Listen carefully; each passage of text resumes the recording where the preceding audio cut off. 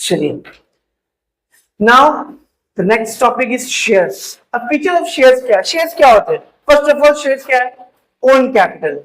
मतलब कंपनी इनसे पैसा लेती है तो जरूरी नहीं इनको वापस देना ही है, हुआ तो देने का, नहीं तो नहीं देने का, नहीं जो देना ही पड़ता है, बात की बात। ठीक है, शेयर्स के बारे में मीनिंग क्या है?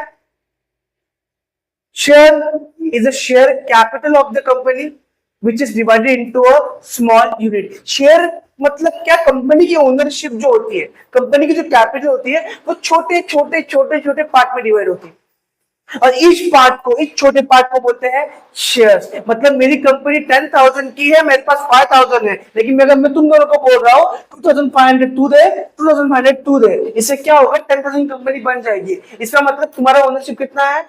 2.5%। 25% आपका, 25% आपका, 50%। अब यहां पे आपने मुझे लोन दिया क्या? नहीं, आपने क्या किया? मुझे इन्वेस्ट किया। अब आपको मुझे अगले महीने पैसा देने की जरूरत ही है क्या? हाँ, देने की जरूरत है ना। अगर प्रॉफिट हुआ, लॉस हुआ तो दूंगा क्या? समझा? पक्का समझा? और शेयर कैपिटल क्या होता है कंपनी का? ओन कैपिटल होता है। समझा?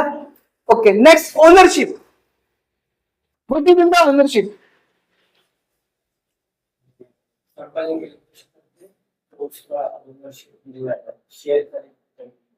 अभी आपने मेरी वो 10,000 की जो कंपनी थी, फॉर एग्जांपल 10,000 की कंपनी थी, उसमें आपने ओनरशिप लिया कि लोन दिया? आपने ओनरशिप लिया। 25% आपका भी है, 25% आपका भी है, और 50% मेरा भी है। समझा? जैसे ही आप शेयर में इन्वेस्ट करते हो, शेयर में कुछ परचेस करते हो, आपको क्या मिल जाता है? आपका ओनरशिप। भाई मालिक हो आप। समझा? मालिक हो। टाटा का थोड़ा शेयर लिया, मालिक। चल जाएगा टाटा पावर में, लात मारना, बोलो कौन? बोल मालिक आया है। फिर वॉचमैन तुमको बताएगा क्या होता है, जाना मत है सर। ठीक है, वो 0.000 पॉइंट ऑफ शेयर तुम्हारा है, पूरे का पूरा नहीं है। ठीक है, आप कुछ परसेंट के मालिक हो, पूरे के पूरे मालिक। समझा मैं क्या बोल रहा हूं? चलिए रीड कीजिए। तो दोस्त तुम लोग कौन हो?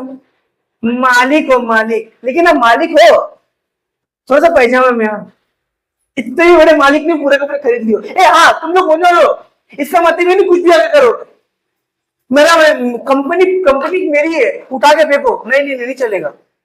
तुम मालिक हो, लेकिन थोड़ा सा मालिक के उसमें रहो। इतने बड़े मालिक में कुछ परसेंट के मालिक, कुछ परसेंट, कुछ। समझा? आपको मालिक हो, इसके लिए आपको क्या मिलेगा? रिटर्न में डिविडेंड मिलेगा।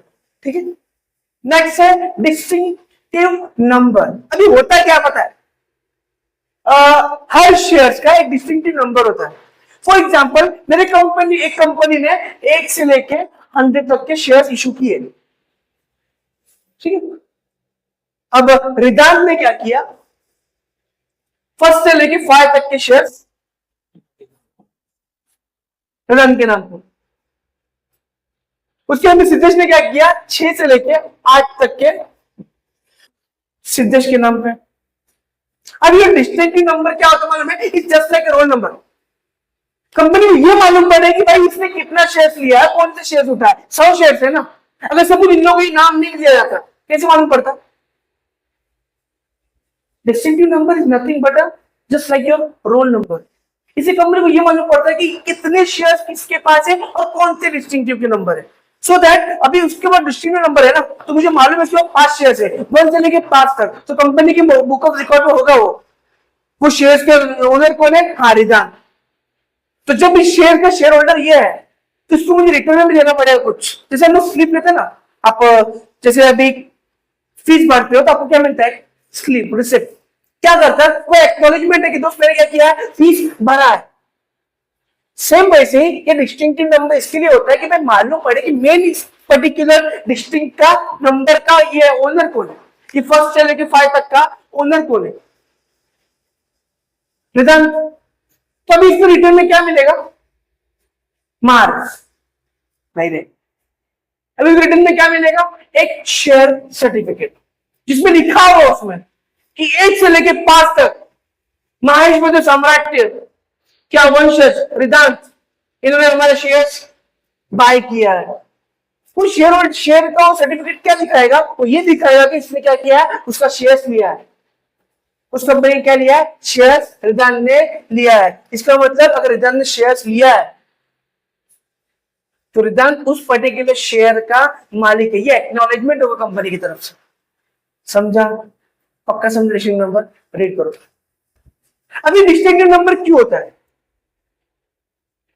ये एक्नॉलेजमेंट के लिए कि ये पर्टिकुलर अमाउंट ऑफ शेयर्स किसका है, किसने उसको परचेस किया है। हर प्रोडक्ट के ऊपर भी डिस्टिंक्टिव नंबर होता है, लेबल नंबर बोलते हैं इसको हम लोग। समझा? समझा? समझा? हर एक डिस्टिंक्टिव नंबर होता है हर एक शेयर होल्डर का। उससे ये मालूम पड़ता है कंपनी को कि भाई इसके पास शेयर्स कितना, अच्छा कितने से कितना शेयर्स के पास है। लेकिन अरे कंपनी को हजारों शेयर्स होते हैं, लाखों शेयर्स होते हैं, तो उसमें तेरा नाम निकालना मतलब क्या है, वो घास में से सुई ढूंढने से है। लेकिन अगर नंबर है, उसका डिस्टिंक्टिव नंबर है, तो मालूम पड़े इसके नाम है। समझा? डिस्टिंक्टिव नंबर समझा? It just like your roll. समझा? वेदांतला बोलवा, वेदांत तो बहुत है। हाँ नहीं मालूम, 36 नंबर को बोलो, बहुत मारने का उसको, तो बरोबर 36 नंबर को लेके आएगा। अगर उसको तुम लोगों रोल नंबर नहीं दिया होता तो रोज तुम लोग किसी और के नाम पर पिटते। अरे मैंने कुछ किया ही नहीं था। समझा? चलिए नेक्स्ट, एविडेंस ऑफ टाइटल। देख इसके बाद ही है एविडेंस ऑफ टाइटल। अभी तुम लोगों के पास क्या सबूत है? दया, तुम लोगों के पास सबूत क्या है कि तुम लोग शेयर होल्डर हो कंपनी के? सबूत चाहिए। हाँ, सर्टिफिकेट कौन सा? बर्थ सर्टिफिकेट निकाल के लेके आएगा ना, हेलो सर मेरे जन्म हुआ है। शेयर होल्डर का जब भी कंपनी की शेयर तुमने पूरा बाय कर लिया ना, कंपनी तुमको देती है मस्त की सर्टिफिकेट, उसमें लिखा होता है कि ये इंसान अतई मूर्ख नहीं है। उस सर्टिफिकेट में लिखा होता है कि पर्सन के पास क्या है, शेयर होल्डर है कंपनी का। अच्छा, उसमें यह भी लिखा होता है कितने से कितना शेयर है और क्या प्राइस था शेयर का। अभी सर्टिफिकेट क्यों देती कंपनी पता है? फॉर एग्जाम्पल मैंने इस कंपनी का शेयर लिया और मुझे मिल गया एक सर्टिफिकेट, आराम से सर्टिफिकेट मुझे मिल गया। अब ये सर्टिफिकेट का क्या यूज है, ये भी बताता हूं। एक तो ये क्या है, सबूत है, एविडेंस ऑफ टाइटल, कि मैं कौन हूं, मालिक मतलब शेयर होल्डर, है ना। ये मेरा क्या है, प्रूफ। तो सीआईडी नहीं क्या देखें, सीआईडी शेयर होल्डर। अगर कल को तुम लोग को बहुत दिक्कत हो जाती पैसे की, तुम्हारे पास टाटा का शेयर है ना, यहाँ पे लिखा है मस्त देखिए टाटा,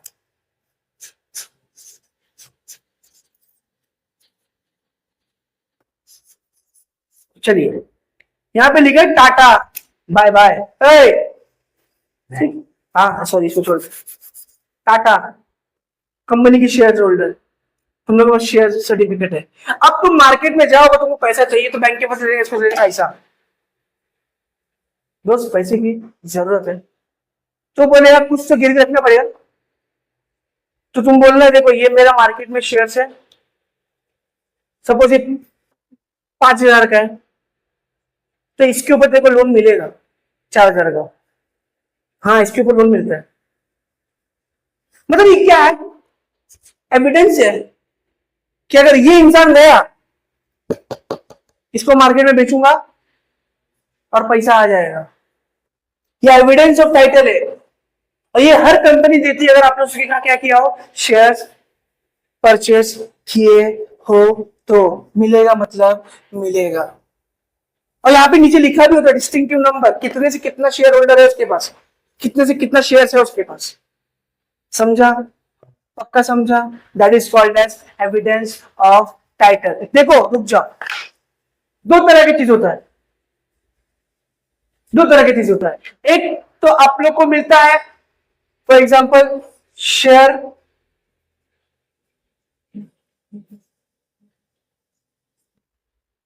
सर्टिफिकेट, एक और चीज मिलता है तुमको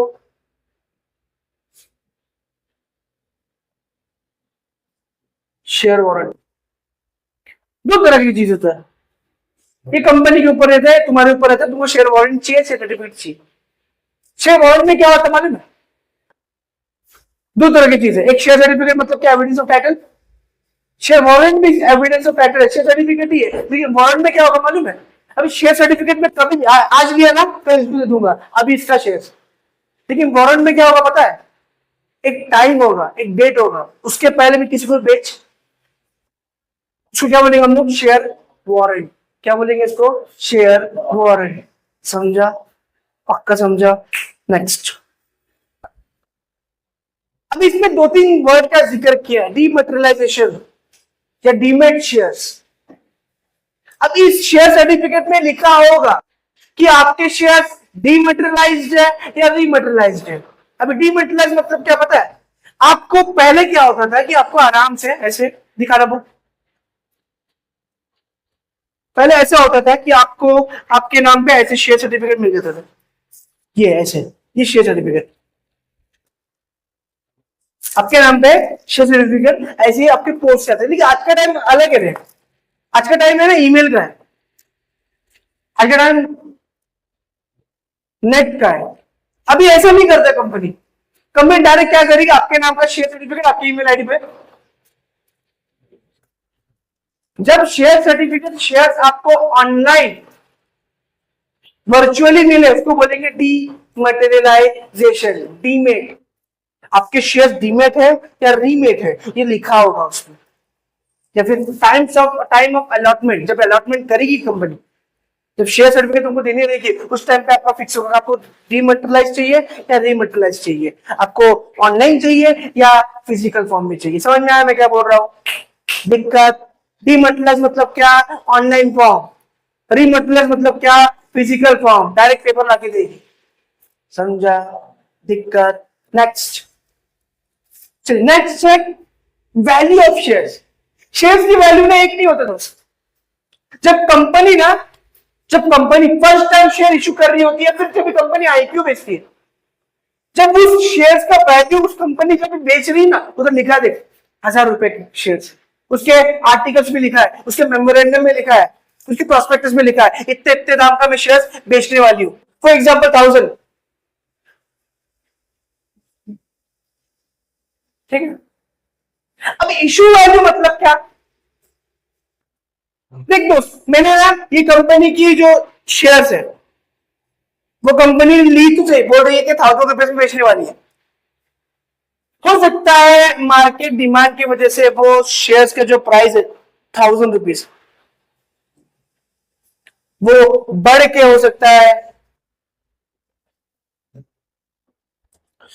क्यों? शेयर्स के प्राइस में कांस्टेंट नहीं होता, आज कुछ है कल कुछ और होंगे, हर 2 मिनट में प्राइस चेंज होते हैं, या तो बढ़ता है या तो।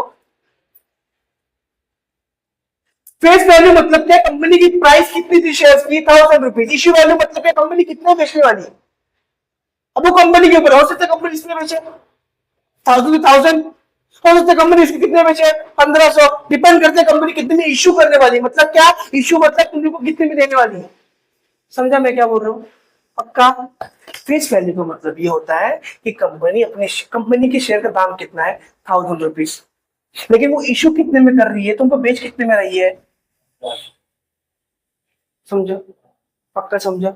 लेकिन अभी एक और चीज है, फॉर एग्जाम्पल ये कंपनी बहुत कमाल की है, मतलब उस कंपनी का हाई रेपुटेशन बहुत हाई है, तो हो सकता है ये 1500 का शेयर मार्केट में आने के बाद इसका डिमांड इतना बढ़ जाए कि ये 15,000 का भी बिके,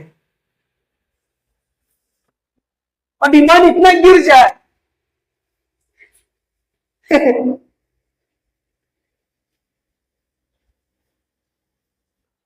कि मार्केट वैल्यू मतलब क्या कि कंपनी का क्या डिमांड है, कंपनी का डिमांड कितना, जितना डिमांड ज्यादा, इकोनॉमिक्स पढ़ा था हम लोगों ने, डिमांड ज्यादा प्राइस ज्यादा, डिमांड कम प्राइस भी कम।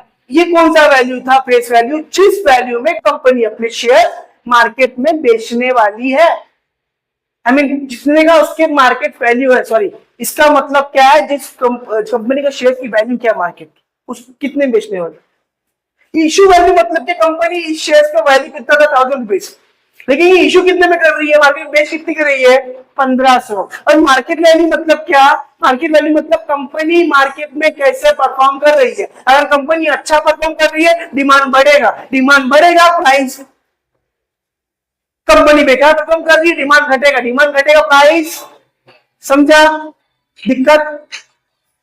था फेस वैल्यू जो कंपनी की शेयर का वैल्यू था, एमआरएफ का शेयर्स, उसकी वैल्यू आज जितनी चल रही है 1500 25,000 उतनी नहीं है।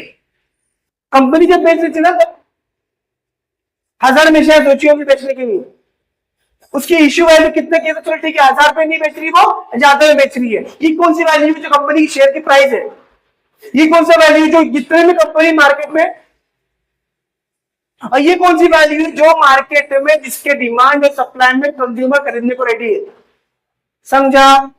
ये मेरा वड़ा पाव 100 का 1000 का था, मैंने इसको 1500 में बेचा, मार्केट में इसकी वैल्यू ज्यादा है, 2000 में भी लेने को रेडी है, तो लियो ना। समझा? ये होता है वैल्यू ऑफ शेयर, तीन value, face value, issue value, market value. समझा? पक्का? क्योंकि शेयर के प्राइस कांस्टेंट, वो मार्केट परफॉर्मेंस के हिसाब से जब तो या तो सिंपल। Next, okay. अब तुम शेयर होल्डर, तुम्हारे राइट्स क्या है?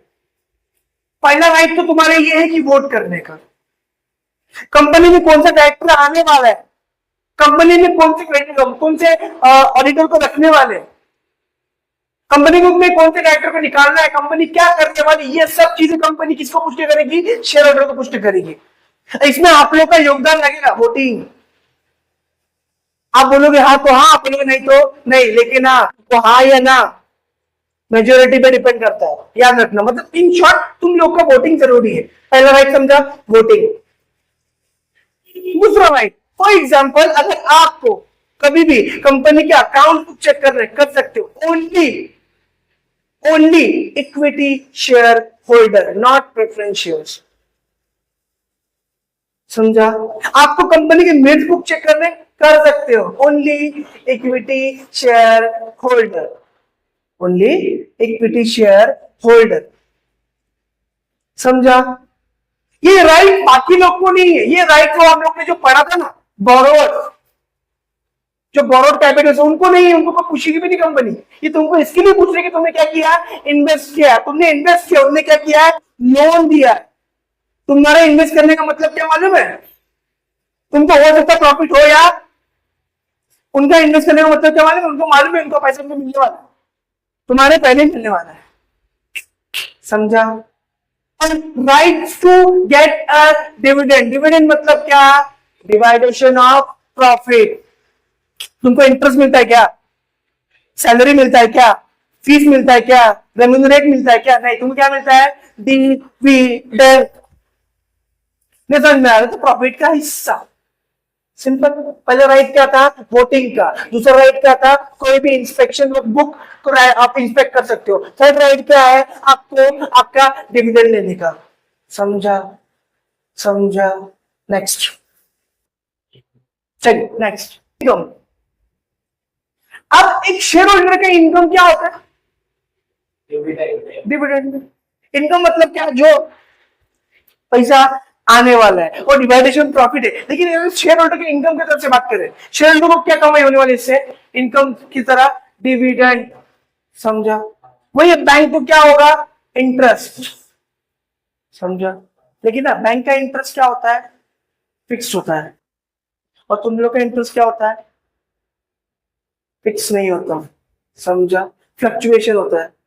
शेयर होल्डर को हो सकता है मिलेगा ना मिले, लेकिन बैंक, डिबेंचर, बॉन्ड को मिलेगा, मतलब कंफर्म मिलेगा। कंपनी को लोन लेके देना पड़ेगा, लेकिन इसको लोन लेके दे नहीं सकते, याद रखना ये बात। चलिए नेक्स्ट, चलिए ट्रांसफरेबिलिटी। ट्रांसफरेबिलिटी मतलब क्या, जो शेयर सर्टिफिकेट मेरे को मिला है ना, आज मेरे को पैसे की जरूरत पड़ गई, 1000 रुपए मैंने ना शेयर के लिया था, मैं क्या करूंगा, मेरा पैसा नहीं है, शेयर सर्टिफिकेट है, ये लेते तुमने तेरे नाम पे लेना। समझा? इससे होगा क्या मालूम है, मैं मेरे शेयर्स कभी भी फ्रीली जब चाहूं तब बेच सकता हूं, मुझे कोई रोक नहीं सकता। फ्री ट्रांसफरेबल शेयर्स, मेरा मन चाहे मैं गिफ्ट भी दे दूंगा। हाँ, शेयर गिफ्ट भी देते, हाँ गिफ्ट में देते शेयर्स। ये बड़े बड़े बिग शॉट वाले ना, जो अंबानी उम्बानी पिरामल दहेज में लोग शेयर्स देते, क्यों मालूम है? टैक्स कम लगेगा ना,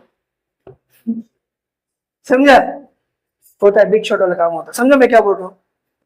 क्यों? क्योंकि क्या है, फ्रीली ट्रांसफरेबल है, ये जीपे ओपे नहीं होगा, डायरेक्ट है, खत्म।